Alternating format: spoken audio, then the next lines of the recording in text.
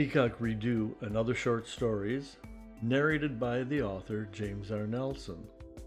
This story is called The Orchestra. It's inspired by my novel, A Crimson Sky for Dying. Stanley Baumgarten walked into the empty house. This was the day he was dreading, when everyone had gone. Well, this was just another day he hadn't been looking forward to. He had dreaded the day the doctor told his wife, Muriel, that she was going to be moved to hospice. He hadn't looked forward to when he had had to call his daughter with the news, and he certainly dreaded the moment 3 days later when Muriel passed away. He sat down in an overstuffed chair in the living room. The silence of the empty house enveloped him. A purple stuffed bunny was flopped in the corner next to the magazine rack. It was his granddaughter's. He went over and picked it up. His daughter must have forgotten it when they packed up this morning for the flight back to Oregon. His dog. Where was his dog? He went around the house calling out, "Dorothy, Dorothy." He entered the bedroom and stood there. The dog was curled up on the bed, on his wife's side of the bed. She lay with her head on his wife's pillow, her big brown eyes searching him for answers. Stanley bent down and petted her. "I know. I miss her too." He glanced over at his wife's closet, and tears streamed down his face. How was he going to throw her things away? He returned to the living room and sat down. He turned to the mantel. Since when did that clock tick so loudly? They had had it for 15 years. He had never heard it make a sound before. Now its ticking off the seconds was deafening. He drummed his fingers. He was tired, exhausted really. He pulled a crocheted blanket off the back of the couch and fell asleep.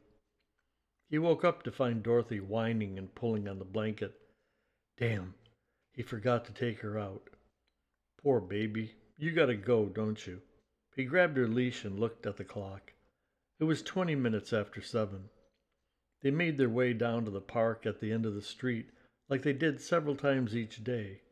A young woman approached them. She was walking her border collie. She stopped and looked around. "Where's your wife?" Stanley blinked a few times. "Muriel, she passed away this week." The woman stood there for a moment with a look of shock and embarrassment. She stepped forward and gave him a hug. "Oh, I'm so sorry." He fought back tears. "Thank you." He wanted to address the woman by her name, but he didn't know what it was. She was just another dog walker who happened to be in the park almost every night around 7:30, the same time he and Muriel walked Dorothy. The woman bent down and scratched his dog behind the ears. "I'm sorry, Dorothy. You be a good dog now." On the way back home, Stanley thought it was kind of strange that the woman knew his dog's name, but not he or his wife's name. But then again, he knew her dog's name was Chaz, but he had no idea what her name was. He shook his head. It was a strange world. For the next few days, Stanley continued to sleep on the couch. He couldn't bring himself to sleep in their bed by himself. There was plenty to eat. Several of the women from the neighborhood had brought over casseroles. There were things to do, but he couldn't bring himself to do them. He got up later than he had ever done and still found time to take a nap in the afternoon. If it wasn't for Dorothy, he probably wouldn't have left the house. He sat at the kitchen table on Friday morning drinking coffee. He grabbed his cup, walked to the front of the house, and stared out the window. Cars were going down the street. People were walking in front of his house. Life was moving along. It was as if Muriel's passing had no meaning. He sighed and walked into the music room. This was Muriel's favorite room. This was where she gave her violin lessons, always on Fridays. Today the house should have been bustling with activity. Music stood on the stand. Her violin case was lying on the settee. But now the house was quiet. There would be no more violin music. No more violin squeaks from the beginners. No more excited looks when the students finally mastered a difficult piece. The day went by slowly. Stanley went into their bedroom several times and tried to start cleaning out her closet. It was no use. He couldn't do it. Maybe he could hire someone. Too bad his daughter lived so far away. That evening at 7 o'clock, he grabbed the leash and took Dorothy down to the park. The park was almost empty.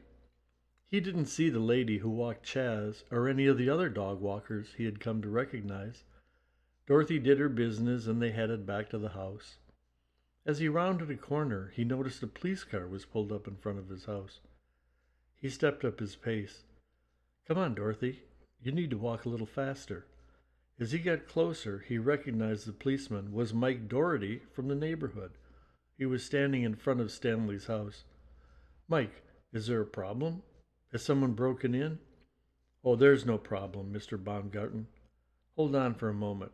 There's something I want to do."